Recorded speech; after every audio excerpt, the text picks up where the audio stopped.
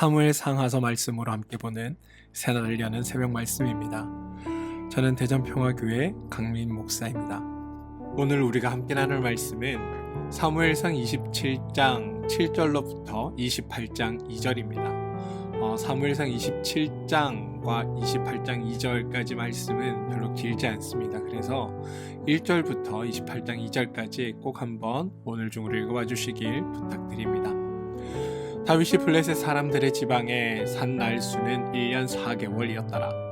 다윗과 그의 사람들이 올라가서 그 술 사람과 기르스 사람과 아멜렉 사람을 침노하였으니 그들은 옛적부터 술과 애굽 땅으로 지나가는 지방의 주민이라. 다윗이 그 땅을 쳐서 남녀를 살려두지 아니하고 양과 소와 나귀와 낙타와 의복을 빼앗아 가지고 돌아와 아기스에게 이르매 아기스가 이르되 너희가 오늘은 누구를 침노하였느냐 하니 다윗이 이르되 유다 네겝과 여라무알 사람의 네겝과 개인 사람의 네겝이니이다 하였더라. 다윗이 그 남녀를 살려서 가드로 데려가지 아니한 것은 그의 생각에 그들이 우리에게 대하여 이르기를 다윗이 행한 일이 이러하니라 하여 블레셋 사람들의 지방에 거주하는 동안에 이같이 행하는 습관이 있었다 할까 두려워함이더라. 아기스가 다윗을 믿고 말하기를 다윗이 자기 백성 이스라엘에게 심히 미움을 받게 되었으니 그는 영원히 내 부하가 되리라고 생각하니라. 그때 블레셋 사람들이 이스라엘과 싸우려고 군대를 모집한지라. 아기스가 다윗에게 이르되 너는 밝히 알라. 너와 내 사람들이 나와 함께 나가서 군대에 참가할 것이니라. 다윗이 아기스에게 이르되 그러면 당신의 종이 행할 바를 아시리이다 하니 아기스가 다윗에게 이르되 그러면 내가 너를 영원히 내 머리를 지키는 자를 삼으리라 하니라. 사무엘상 27장 7절로부터 28장 2절까지 말씀입니다. 어제 우리는 다윗이 블레셋으로 도망가서 블레셋의 장수가 되어 자기 나라 이스라엘을 공격하는 놀라운 이야기를 살펴보았습니다. 그리고 종종 우리는 우리의 관점에서 문제를 보고 우리의 관점에 사로잡혀 하나님 앞에 바르게 질문하지 못한다라는 사실을 확인했습니다. 다윗이 애국자냐 배신자냐, 다윗이 충성했느냐 반응했느냐를 물을 것이 아니라 다윗의 선택이 하나님의 뜻이었는가, 하나님의 방법인가, 하나님의 기준인가를 물어야 한다라는 이야기를 나누었습니다. 오늘은 성경이 등장하는 몇 가지 예를 통해서 하나님의 기준이 그럼 무엇인지, 그리고 기준으로 산다는 것은 어떤 의미인지를 한번 살펴보길 원합니다. 우선 성경에 있는 다니엘이라는 인물을 한번 살펴봅시다. 이스라엘이 바벨론에 패망하여 포로로 잡혀갑니다. 포로로 잡혀 바벨론으로 끌려가는 유대인 중에 젊고 유능한 다니엘이라는 사람이 있었습니다. 바벨론 왕국에서 교육을 받고 양육되어 나라의 고위직에 올라 통치를 잘합니다.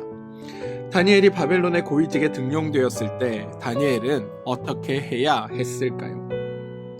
바벨론을 위해서 통치를 잘 해야 했을까요? 아니면 자신의 나라를 패망시킨 적국이기에 통치를 엉터리로 했어야 됐을까요? 만약 하나님이 다니엘에게 주신 지혜를 총동원해서 바벨론을 튼튼하고 강성하고 더욱더 흥왕하게 만들면 이스라엘은 도대체 언제 독립하고 언제 돌아올 수 있을지 모릅니다.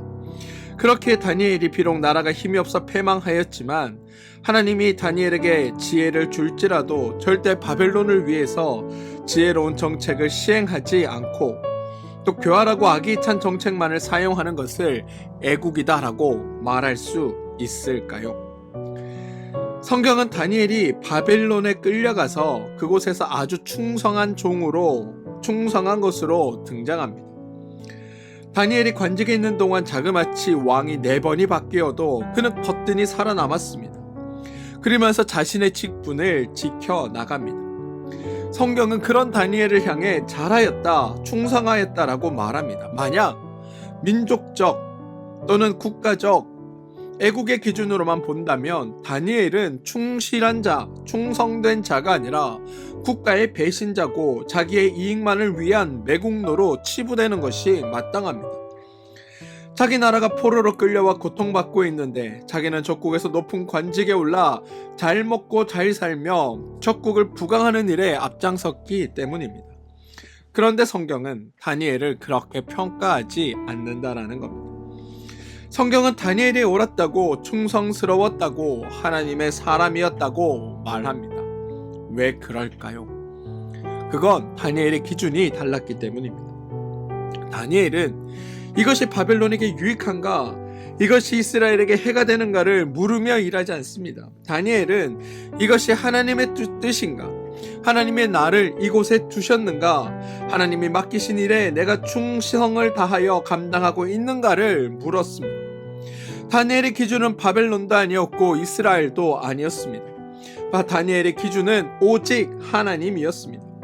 다니엘은 하나님이 자신을 바벨론에 두셨다면 그곳에서 하나님의 원리대로, 방법대로 하나님께서 맡기신 일을 충실히 감당하는 것, 그게 자신의 역할이라고 믿었습니다.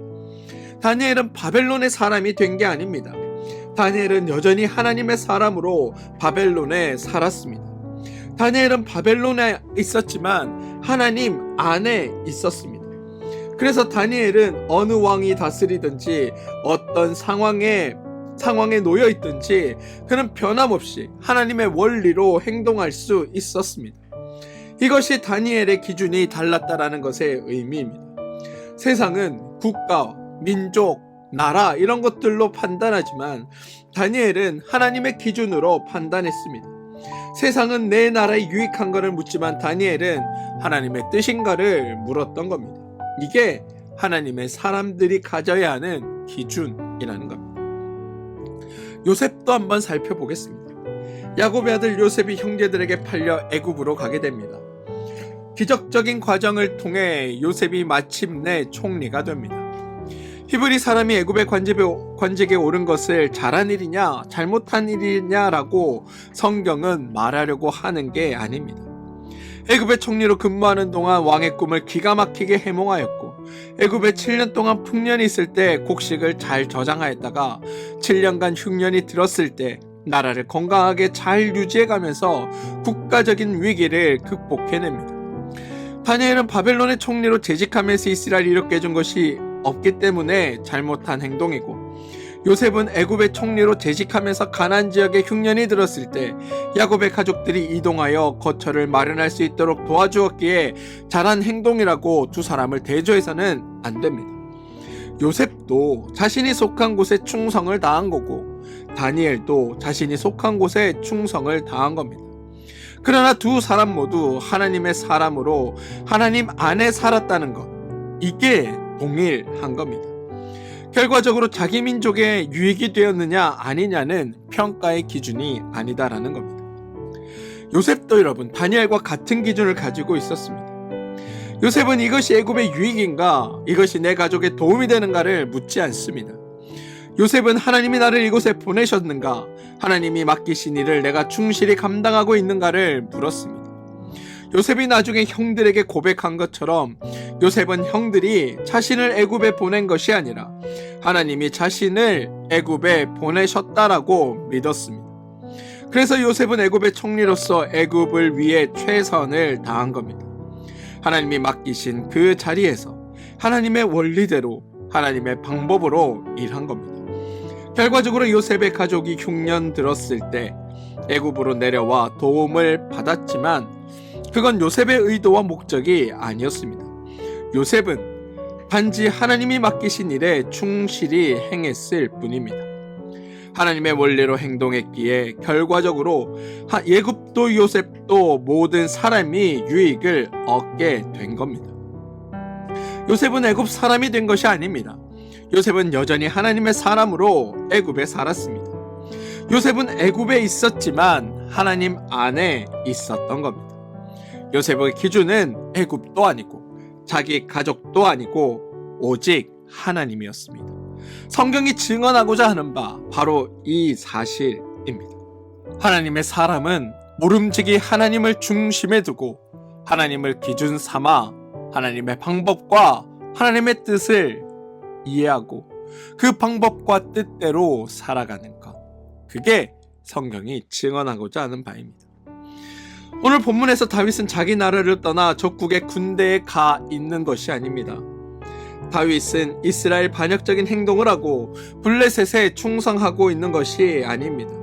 성경에는 그런 기준이 없습니다. 본문의 다윗은 하나님이 자신을 세우시고 하나님이 자신에게 주어진 상황 가운데 하나님께서 맡기신 일을 감당하고 있을 뿐입니다. 다윗의 기준은 내가 지금 이스라엘에 있느냐, 내가 지금 블레셋에 있느냐가 아니라 내가 누구의 보내심을 받아 이곳에 왔고 누구의 뜻에 의하여 여기에 있으며 누구의 원리를 가지고 살아야 하는가에 대한 고민과 거기에 대한 답입니다. 하나님이 기준이시다. 다윗도 이러한 기준을 자기 안에 세웠던 겁니다. 그리고 그 기준에 따라 하나님이 보내시는 곳이라면 이스라엘도 하나님의 나라고, 하나님이 보내시는 곳이라면 블레셋도 하나님의 나라이기에 다윗은 하나님의 기준을 가지고 하나님이 맡기신 일에 충성하고 있는 겁니다. 하나님의 사람은 하나님의 기준을 따른다는 것, 이걸 여러분들은 꼭 기억해 주시길 바랍니다. 다윗은 고국 이스라엘을 떠난 것이 아니고 적국 블레셋에 가 있는 것도 아닙니다. 이스라엘에 있을 때도 하나님 안에 있으면 다윗은 하나님 안에 있는 것이고, 블레셋에 머물러 있을지라도 하나님 안에 있으면 다윗은 여전히 하나님 안에 머무르는 겁니다. 반대로 사울은 이스라엘 안에 있을지라도 하나님 안에 있지 않으면 사울은 하나님 안에 있는 것이 아닙니다. 하나님의 사람의 기준은 어느 나라냐, 혹은 어느 민족이냐, 혹은 어느 장소냐, 혹은 어느 종교인지의 여부가 아니라 그가 하나님 안에 살고 있는가, 하나님을 마음의 중심으로 삼고 그것을 기준 삼아 하나님의 뜻에 따라 살고 있는가, 하나님을 자신의 유일하신 인도자로 인정하고 그분의 인도하심과 이끄심을 믿으며 그것을 따라 살고 있는가라는 겁니다. 하나님의 기준, 그것이 믿는 이들의 기준이어야 한다라는 겁니다. 그리고 하나님의 기준은 모두에게 공평하고 하나님의 방법은 모두에게 덕을 끼칩니다. 따라서 하나님을 믿는 사람의 삶에도 바로 이러한 열매들이 맺혀가는 겁니다. 복음서에도 여러분, 세례 요한이 복음을 전파할 때 당시에 사람들이 세례 요한에게 나와 자신들이 행할 일에 대해 묻는 장면이 있습니다. 누가복음 3장인데요. 세례 요한은 자신에게 묻는 무리들에게 아무것도 묻지 않고 다음과 같은 대답을 해줍니다. 이스라엘 사람인지 아닌지, 로마 사람인지 아닌지 이런 거를 묻지 않습니다. 유대인인지 사마리아인인지도 묻지 않습니다. 오직 한마디, 옷 두 벌 있는 자는 옷 없는 자에게 나누어 줄 것이요 먹을 것이 있는 자는 그렇게 할 것이니라. 옷 두 벌 있는 자가 옷을 줄 때 유대인에게 주어야 하는지 로마에게 주어야 하는지 구분하지 않습니다. 옷 있는 자가 옷 없는 자에게 주는 것으로 충분하다라고 말합니다. 세리들도 질문하려고 세례 요한에게 나옵니다. 유대인의 세금을 걷어 로마에게 바치는 역할을 하는 세리들을 향해 세례 요한은 국적이나 민족을 질문하지 않습니다. 세례 요한의 대답은 정한 세 외에 더 많이 걷지 말라라는 것 뿐입니다. 군인들도 세례 요한에게 나옵니다. 세례 요한의 대답은 사람에게 강포하지 말고 받은 급료로 족한 줄 알라라고 말합니다. 이러한 세례 요한의 말은 민족, 국적, 소속을 기준으로 삼아 행동하지 말고 오직 하나님의 기준으로 하나님의 원리대로 행하고 하나님의 뜻에 따르라고 말하는 것과 다를 바 없습니다. 세례 요한은 당신은 이스라엘의 사람이니 이렇게 하십시오. 당신은 로마 사람이니 저렇게 하십시오. 당신은 유대인이 이렇게 행하고 당신은 사마리아 사람이니 이렇게 행해야 됩니다라고 말한 것이 아닙니다. 세례 요한은 모든 사람에게 동일한 하나님의 기준을 제시합니다. 왜냐하면 하나님의 기준은 모든 사람에게 공평하고 하나님의 방법은 모든 사람에게 덕을 끼친다는 것을 세례 요한은 알고 있기 때문입니다. 예수님도 마찬가지입니다. 예수님의 살게 될 사람들은 한편으로 너무 태평하고 온건한 것 아니었냐라고 평가하는 사람들도 있습니다. 오늘날 인권운동하는 사람들의 기준만큼도 도달하지 못했다고 예수님을 비난하는 사람들도 있습니다. 실제로 예수님은 당시 유대가 로마의 속국이 되어 있을 때 독립운동을 하자고 독립운동을 조직하지도 않으셨습니다. 로마를 향해 정권 투쟁을 한 적도 없으십니다. 당시에 만연되어 있던 노예제도에 대해 노예를 해방해야 한다라고 주장하신 적도 없습니다. 그럼 예수님은 그럼 세상사와 무관하게 하나님 나라에만을 전했는가? 그것도 아닙니다. 예수님이 현실과 무관하게 살았고 예수님은 하나님 나라만 보았을 뿐 세상에는 관심 없었다고 말해서는 안 되는 겁니다. 예수님이 인간의 문제를 바라보는 기준과 관점이 죄인들과 달랐습니다. 사람들은 어떤 죄의 현상이 있으면 죄를 짓는 그 사람과 싸우려고 합니다.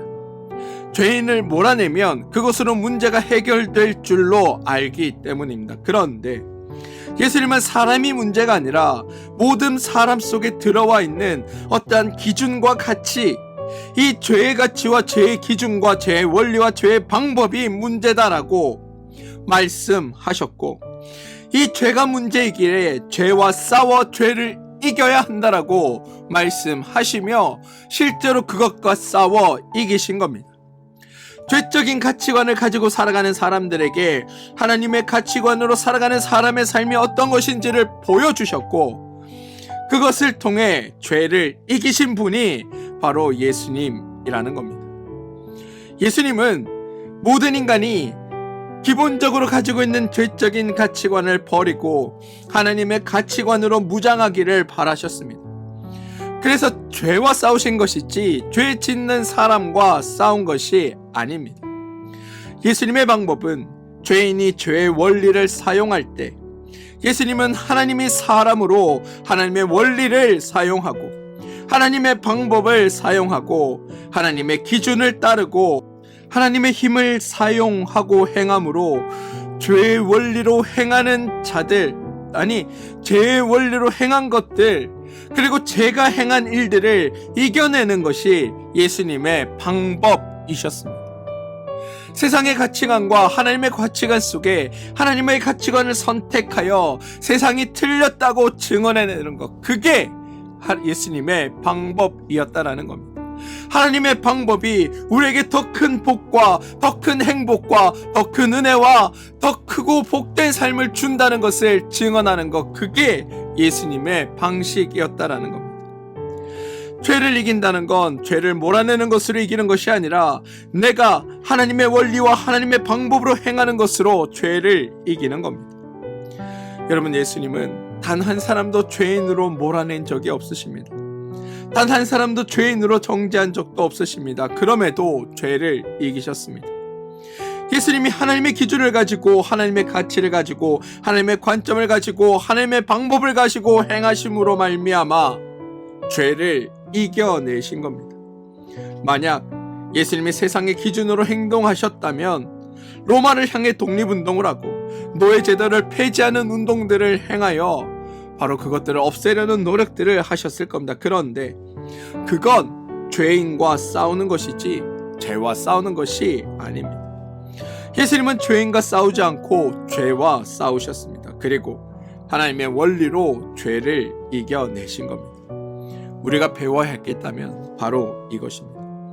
오늘 본문은 다윗이 어느 나라에 소속되어서 누구에게 충성하느냐 이거를 말하려는 것이 아닙니다.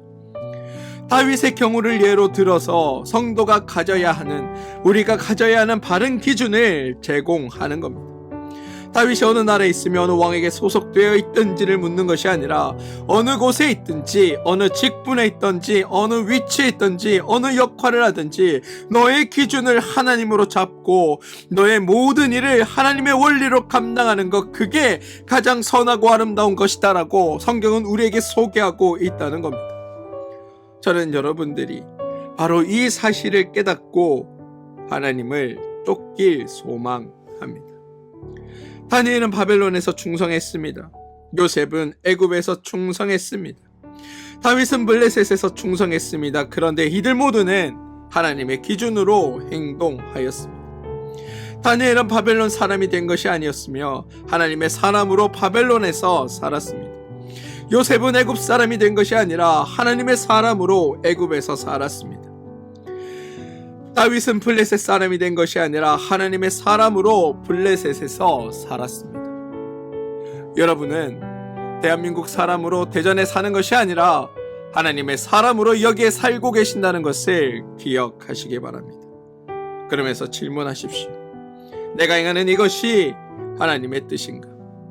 우리 교회에 유익하며 나라에 이로운가가 아니라 우리 가족에 도움이 되는가가 아니라 이것이 하나님의 뜻인가? 하나님의 원리에 합당한가? 하나님의 방법인가? 나는 하나님께 속한 자니 하나님의 뜻을 따르겠다. 사랑하는 성도 여러분, 하나님의 기준으로 살아갑시다. 하나님의 기준은 하나님의 뜻인가, 하나님의 원리에 합당한가, 하나님의 방법인가를 묻는 겁니다. 그리고 하나님의 기준은 모든 사람에게 공평하고 하나님의 방법은 모든 사람에게 덕을 끼칩니다. 다니엘도 바벨론에 있었지만 하나님 안에 있었고, 요셉은 애굽에 있었지만 하나님 안에 있었고, 다윗은 블레셋에 있었지만 하나님 안에 있었습니다. 반대로 사울은 이스라엘에 있었지만 하나님 안에 있지 않았습니다. 중요한 건 우리가 어디에 있느냐가 아니라 우리가 하나님 안에 있느냐라는 겁니다. 저는 여러분들이 하나님 안에 있는 존재로 우리가 하나님의 기준으로 이 세상을 살아가게 되길 소망합니다. 그래서 하나님의 방법으로 하나님의 뜻대로 살아 죄를 이기고 이 땅에 하나님의 방법이 가장 복되고 가장 아름답고 가장 성공할 수 있는 방법이라는 것을 증언하고 증거하는 여러분들로 살아주시길 주님의 이름으로 축원드립니다. 함께 기도하겠습니다. 주님, 하나님의 기준은 모든 사람에게 공평하고 하나님의 방법은 모든 사람에게 덕을 끼친다는 것을 우리가 기억하게 도와주시옵소서.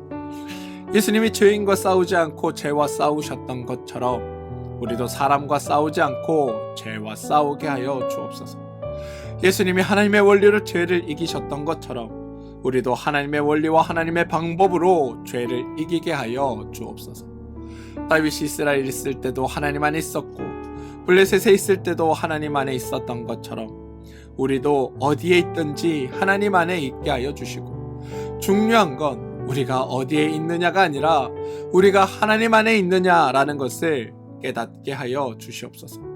그래서 어디에 있든지 어느 직분에 있든지 어느 위치에 있든지 어떤 역할을 하든지 우리의 기준을 하나님으로 삼고 모든 일을 하나님의 원리로 감당하는 하나님의 사람들이 되게 하여 주옵소서. 우리의 기준이 변화되게 하여 주옵소서. 우리의 관점이 변화되게 하여 주옵소서. 세상의 기준과 세상의 원리와 세상의 방법이 아닌 하나님의 기준과 원리와 방법으로 사는 성도들 되게 하여 주옵소서. 그래서 그렇게 사는 우리에게 하늘의 놀라운 은총과 은혜를 허락하여 주옵소서. 예수님의 이름으로 기도합니다. 아멘.